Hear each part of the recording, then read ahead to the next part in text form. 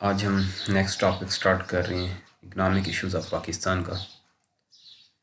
Subject हमारा general subject है। यहाँ हम वो तमाम क्राइसिस वो तमाम इश्यूज प्रॉब्लम्स डिस्कस करेंगे जो पाकिस्तान इकॉनमी फेस कर रही है, जो आज पाकिस्तान के इश्यूज हैं और प्रॉब्लम्स हैं पाकिस्तान इकनॉमिक कंडीशंस में। तो आज टॉपिक जो हमारा है वो है factors affecting economic development with respect to Pakistan.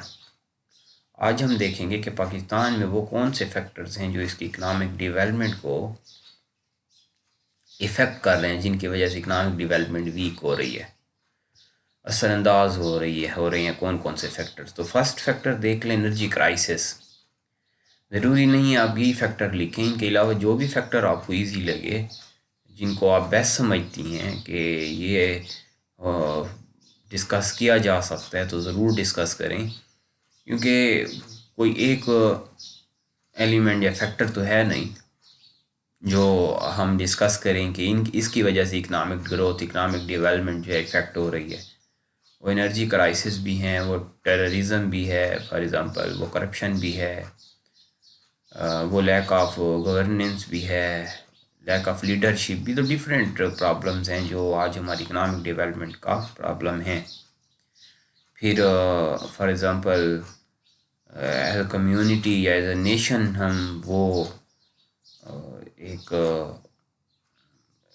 हमारे जो एडिकेट्स हैं या वैल्यूज़ हैं वो हमारी ग्रूमिंग नहीं हुई, तो उसके साथ आप देखते हो तो ये डिफरेंट प्रॉब्लम्स हो सकते हैं जो आप यहाँ डिस्कस कर सकते हो। एनर्जी क्राइसिस फर्स्ट में लेना चाहूँगा यहाँ। देखें, आज एनर्जी क्राइसिस यानी जो पाकिस्तान में हाल है, जो लोड शेडिंग का है या जो शॉर्टफॉल है आपके पावर जनरेटिंग सेक्टर का, तो इसको अगर देख लें तो ये एक बड़ा प्रॉब्लम है जिसकी वजह से इकनॉमिक डेवलपमेंट यानी लिविंग स्टैंडर्ड और इकनॉमिक ग्रोथ, आपकी जीडीपी भी इफेक्ट हो रही है। तो क्योंकि ये उन बेसिक नेसेसिटीज़ में आज है जो ज़रूरी हैं, जो चीज़ें जिनके बगैर लाइफ मुश्किल है। तो आपकी industries, businesses, for example companies, firms, manufacturing units, general, individual, public, common man का, फॉर एग्ज़ाम्पल फैमिलीज, तमाम हर एक सेक्टर इफ़ेक्ट हो रहा है एनर्जी क्राइसिस की वजह से, जिससे फाइनेंशियल और नॉन फाइनेंशियल दोनों किस्म के लॉसेस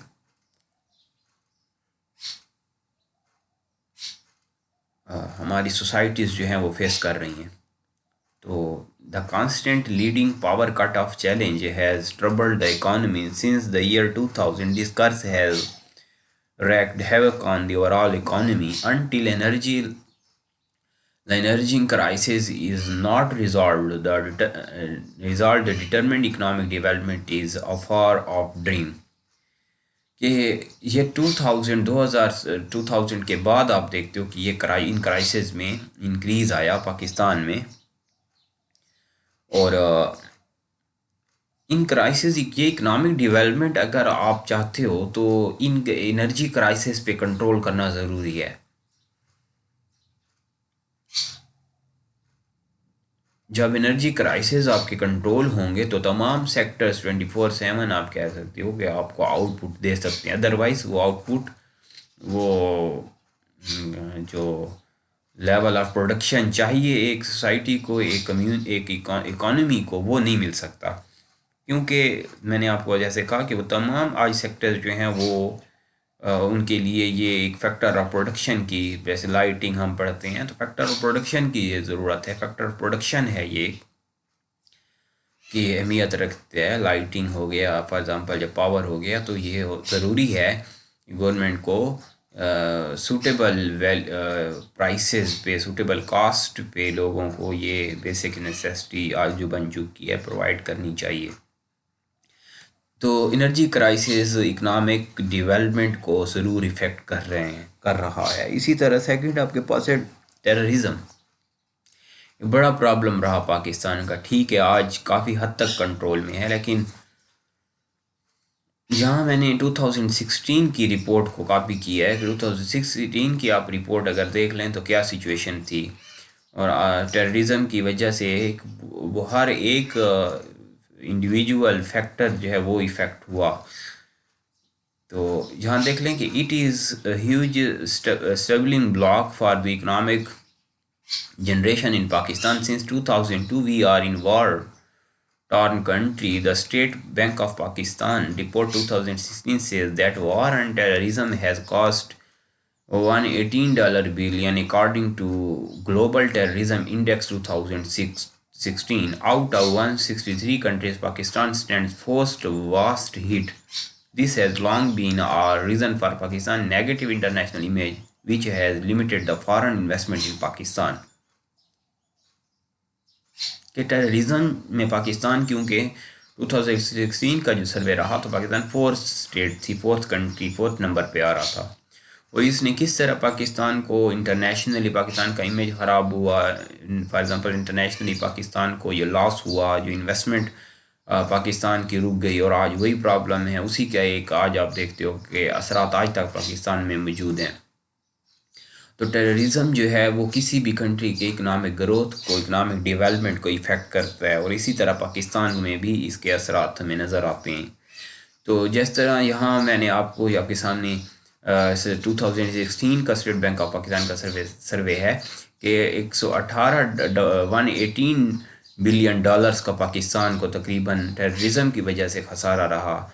ये सर्वे जो हैं, ये रिपोर्ट जो हैं, ये आप कह सकते हो कि एक लो लेवल जनरेटेड हैं। अगर सही इनके अंदाज़े लगाए जाएं या इनके एनालिसिस किए जाएं तो ये बहुत ज़्यादा रेट्स हैं, बहुत ज़्यादा अमाउंट्स में आप इनको देख सकते हो।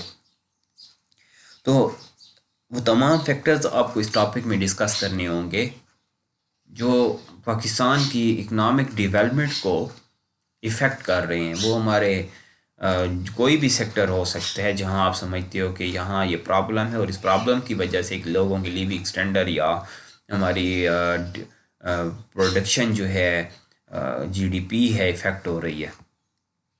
इसी तरह अगर नेक्स्ट पॉइंट में मैं जाऊँ तो वेल्थ कंसंट्रेशन आज है। आप देख लें वेल्थ कंसंट्रेशन या जो पॉवर्टी लेवल है पाकिस्तान में, या लोगों की पर कैपिटा इनकम क्या है, या कितने अनएम्प्लॉयमेंट किस रेट पे जा रही है, या कितनी पॉपुलेशन है जिनको शेल्टर प्रोवाइडेड है, कितनी पॉपुलेशन पाकिस्तान की ऐसी है परसेंटेज में अगर देखें जो पॉवर्टी इंडेक्स पे आ रही है।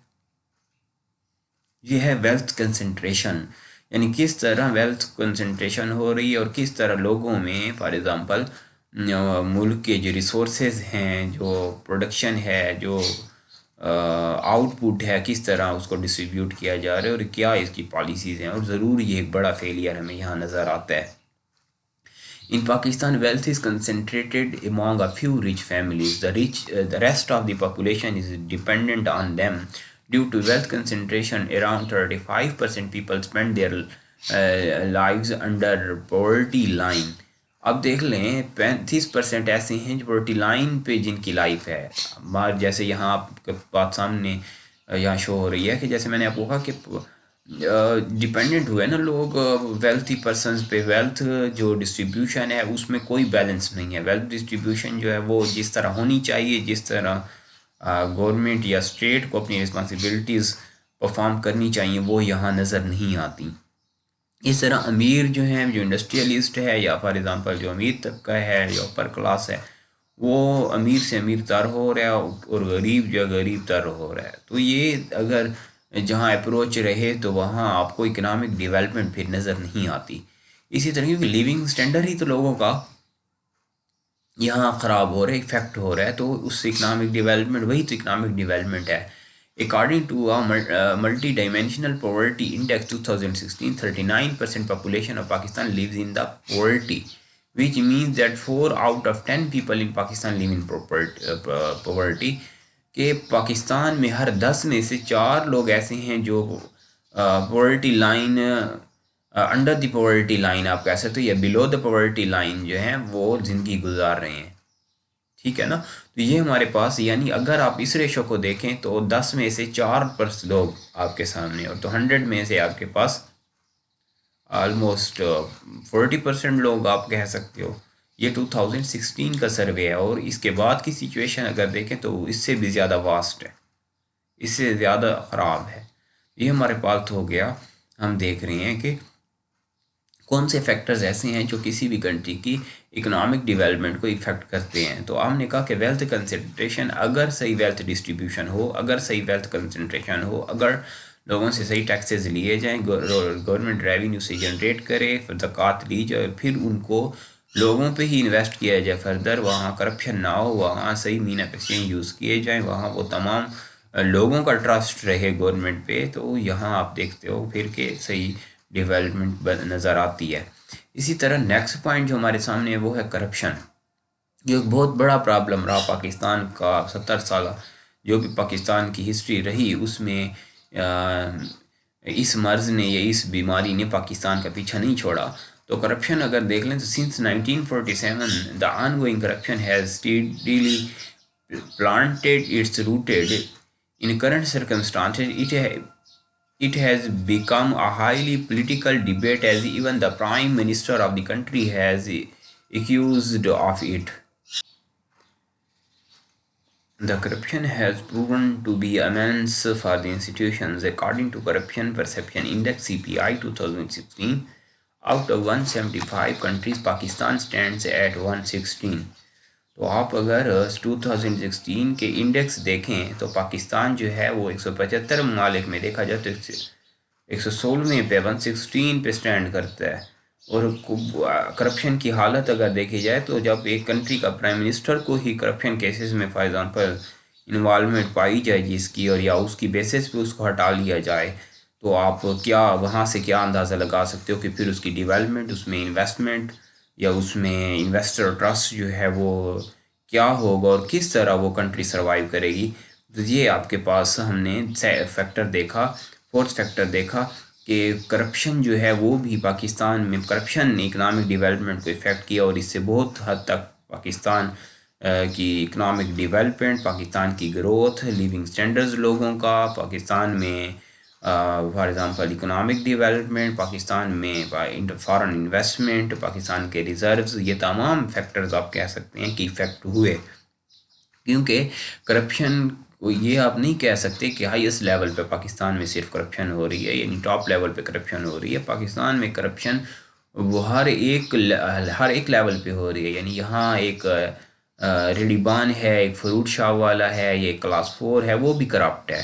तो करप्शन का सिर्फ मतलब ये नहीं है कि आप कहें कि कोई ख़जाने को सिर्फ नुकसान दिया जा रहा है पाकिस्तान के, या यहाँ पाकिस्तानी रिज़र्व्स को नुकसान दिया जा रहा है, या पाकिस्तान के एसेट प्रॉपर्टीज़ को सिर्फ लूटा जा रहा है, नुकसान दिया जा रहा है। सिर्फ ये नहीं है, वो हर बंदा यहाँ, हर फैक्टर, हर इंसान, हर इंडिविजुअल करप्ट है जो अपनी रिस्पॉन्सिबिलिटीज़ को सही परफॉर्म नहीं कर सकता या नहीं कर रहा या उसमें चोरी कर रहा है। ये करप्शन है। तो हम तो सिर्फ फाइनेंशियल करप्शन बात कर रहे हैं, और अगर आप बाकी तमाम सेक्टर देख लें तो करप्शन, अगर फाइनेंशियल करप्शन या रिसोर्स की करप्शन, रेवेन्यू करप्शन, या आप कह सकते हो कि जो फंड्स अवेलेबल हैं या जो टैक्सेस हैं, यहाँ जितनी भी करप्शन हो रही है, इस करप्शन के रूट काजेस जो हैं वो तमाम वो एरियाज़ हो सकते हैं, वो तमाम लोग हो सकते हैं, वो तमाम सिस्टम के लोग कंपोनेंट्स हो सकते हैं जो सपोर्ट करते हैं इस सिस्टम को और सिस्टम का पार्ट रहते हैं। तो करप्शन एक बड़ा प्रॉब्लम है पाकिस्तान का, जिसने यहाँ इकनॉमिक डेवलपमेंट को इफ़ेक्ट किया। इसी तरह नेक्स्ट पॉइंट हमारे पास है कि यूथ अनएम्प्लॉयमेंट। अनएम्प्लॉयमेंट पाकिस्तान के एक बहुत बड़ा प्रॉब्लम है। पाकिस्तान की ज़्यादातर आबादी यूथ पे डिपेंडेंट है, यूथ पे डिपेंड करती है। और यूथ अगर देखें यहाँ जो मेरे पास रेट्स हैं कि we are blessed in having about 63% of youth population, half of them are unemployed. इसका मतलब है 63% में से हाफ लोग जो हैं वो अनएम्प्लॉयड हैं। यानी अगर हर साल फॉर एग्जांपल 1 लाख अगर स्टूडेंट निकलता है ग्रेजुएट, तो 1 लाख में 50% ऐसे हैं जो अनएम्प्लॉयड हो जाते हैं, जो जॉबलेस रहते हैं। Half of them are unemployed. According to Asian Development Bank ADB, 50.7% of population aged 15 years and above is employed. ये 50% लोग आपको पॉपुलेशन के ऐसे नज़र आते हैं, 50.7 जो 15 ईयर्स या अबव हैं वो सिर्फ एम्प्लॉयड हैं पाकिस्तान में। Of it the female ratio is very less. तो यहाँ लिख लें कि फीमेल की रेशो तो बहुत कम है, जो यहाँ ये एम्प्लॉयड हैं या जो जिनको एम्प्लॉयमेंट जिन जो एम्प्लॉयमेंट लेवल देखा जाए तो फीमेल की रेशो बहुत कम है। इसका मतलब है कि यहाँ ज़्यादा रेशो जो है अनएम्प्लॉयड वो पाकिस्तान में फ़ीमेल की है as compare with male graduates.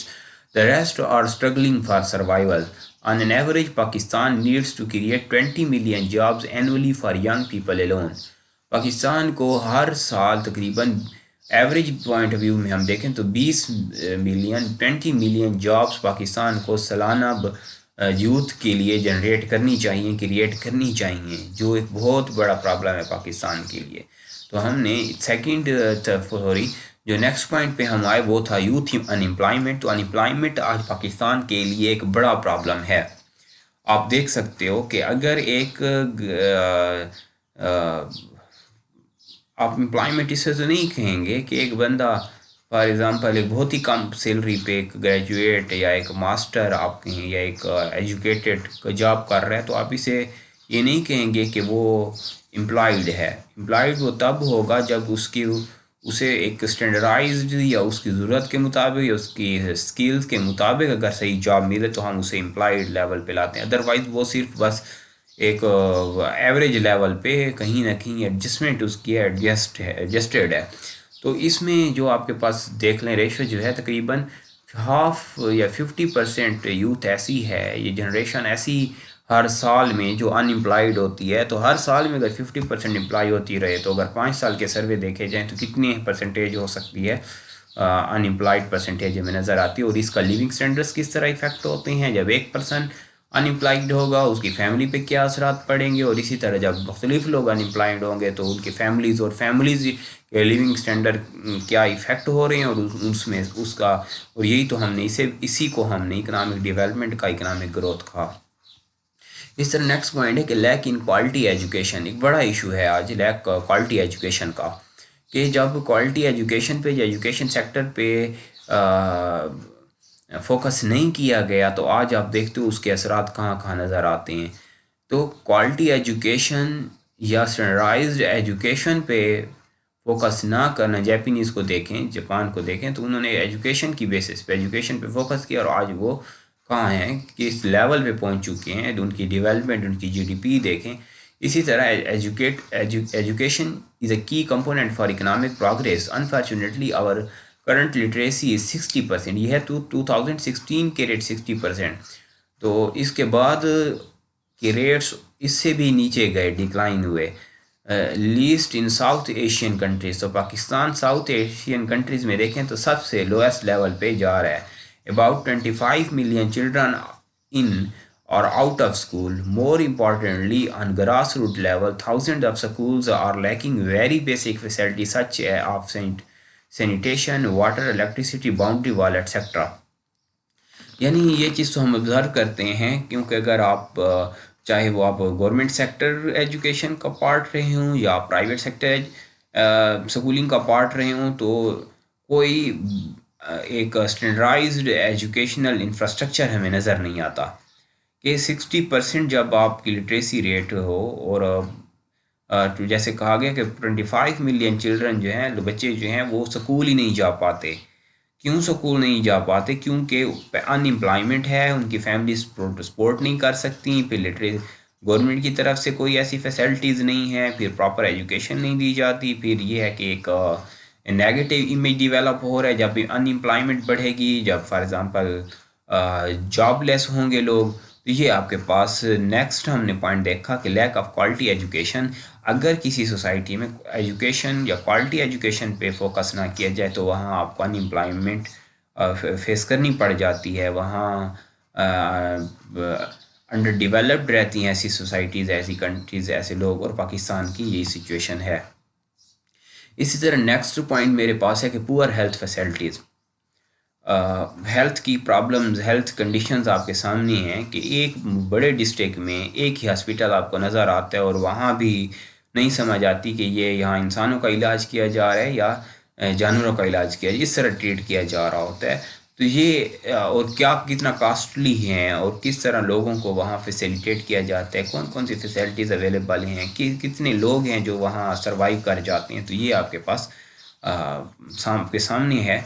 तो इसी तरह poor health facilities economic growth में एक बड़ा रोल रखती हैं।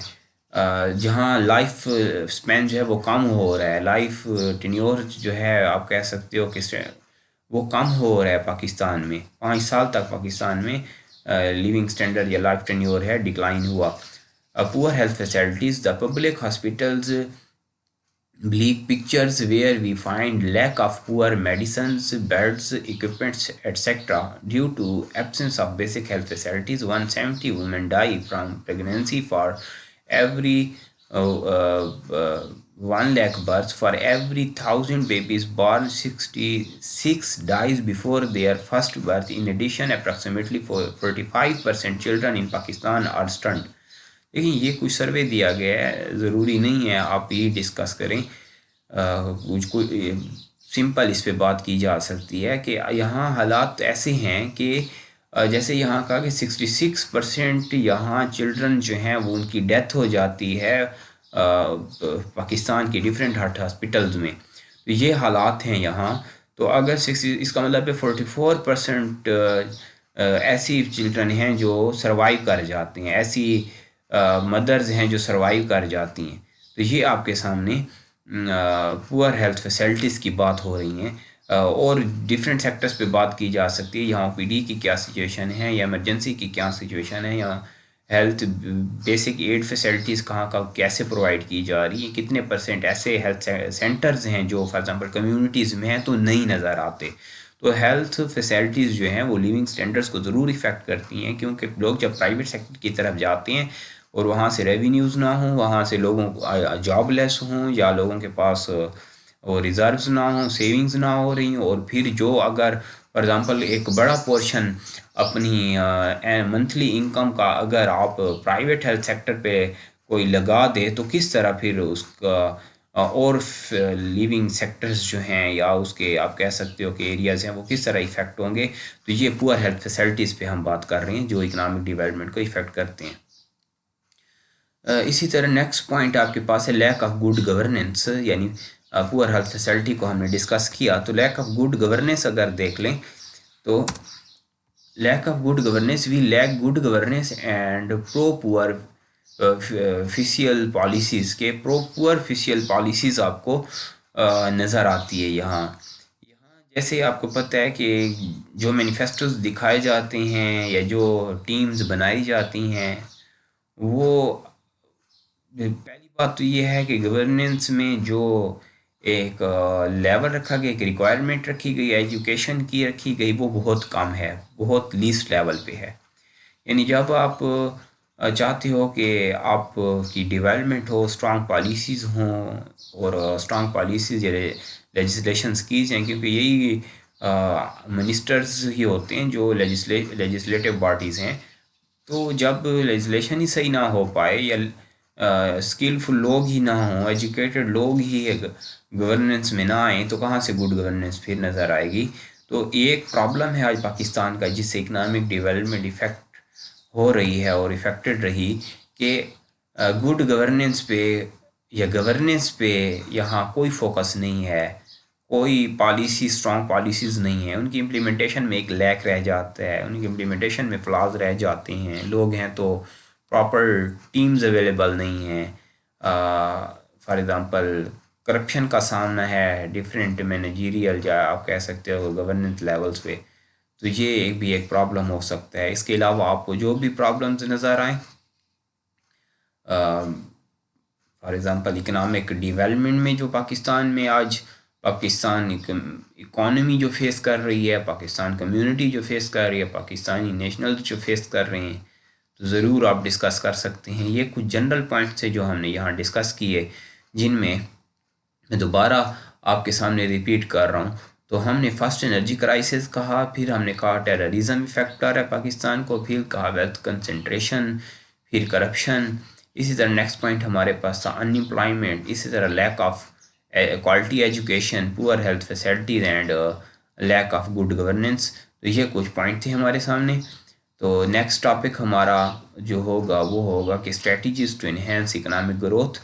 कौन कौन सी ऐसी स्ट्रेटजीज़ हैं जो इकनॉमिक ग्रोथ को, किसी भी कंट्री की इकनॉमिक ग्रोथ को इम्प्रूव कर सकती हैं।